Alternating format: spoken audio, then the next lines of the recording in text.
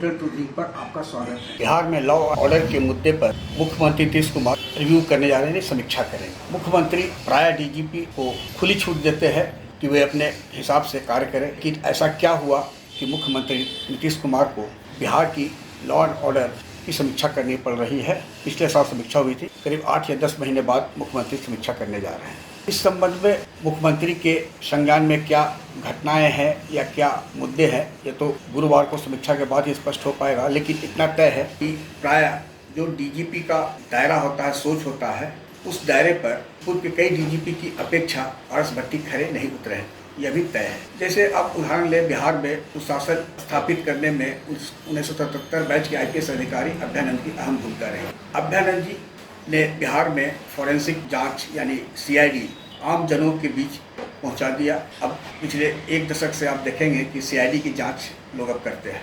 FSL विश्वसनीयता, बिहार में FSL अब DNA की भी टेस्ट कर रहा है। इस संबंध में जब DGP अभ्यानंद बने थे तो उनसे पूछा गया था कि आपका विजन क्या है DGP का। उन्होंने कहा था कि DGP मतलब पुलिस परिवार का मुखिया, और DGP का काम बड़ा बाबू या किरानी की तरह नहीं है, घर से ऑफिस आए और सिर्फ फाइल निपटा दिया। DGP की सोच आगे 10 साल होनी चाहिए, इस वक्त कैसे क्राइम कंट्रोल किया जाएगा।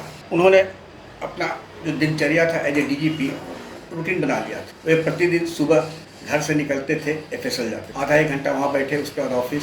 लंच लेने जब वे ऑफिस से निकलते थे तो EOU या फिर लंच के बाद EOU, और उसके अलावे वे प्रत्येक दिन जिले के सभी SP से जहाँ कोई घटना घटित होती थी, मेजर घटना थी, उनसे बात करते थे घटना क्या हुआ, और उस पर वे कुछ नहीं बोलते। 4 दिन 5 दिन के बाद वे फिर फीडबैक लेते थे, जरूरत पड़ी तो कुछ दिशा निर्देश देते थे। बहुत बड़ी घटना हो गई तो वे स्वयं घटनास्थल पर जाने से नहीं चुकते। आज का माहौल क्या है, ये किसी से छुपा हुआ नहीं। संवादहीनता का दौर है। SP मुख्यालय के अधिकारी बात नहीं कर सकते हैं, वे बात करेंगे through range DIG IG। DGP से कितने अधिकारियों की बात होती है, DGP यानी भट्टी, R.S. भट्टी कितने जिलों में गए, क्या समीक्षा किया, प्रमंडल बार समीक्षा हुआ, FSL कितने बार वे जाते हैं, EOU के ADG से कितनी बार उन्होंने बात की, EOU जाकर क्या अधीनस्थ अधिकारियों को हौसला अफजाई किया है, कुछ दिशा निर्देश दिया, ये सब अब सामने आ रही है। क्योंकि कई अपराधी होते हैं जिनका इलाके में खौफ होता है,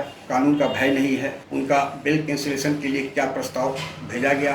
अभ्यानंद जी कल यानी बुधवार को इंडिया TV पर बता रहे थे कि 2012 में थोड़ी विधि व्यवस्था का प्रॉब्लम हुआ तो मुख्यमंत्री ने पूछा कि आखिर उपाय क्या है, तो उन्होंने कहा कि स्पीडी अपील, जो अपराधी जेल से बाहर आए हैं जमानत पर, फिर अपराध में संलग्न है, उनका जमानत कैंसिल कराइए। ये बहुत चर्चित केस में जो बरी हुए हैं उनके खिलाफ हाई कोर्ट या सुप्रीम कोर्ट में अपील होनी चाहिए। आज तक तो ऐसा देखने को नहीं मिला।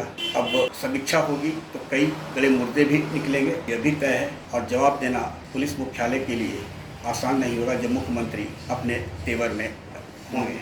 आग्रह है कि इस वीडियो के लिंक को लाइक, शेयर, सब्सक्राइब अवश्य करें। धन्यवाद, नमस्कार।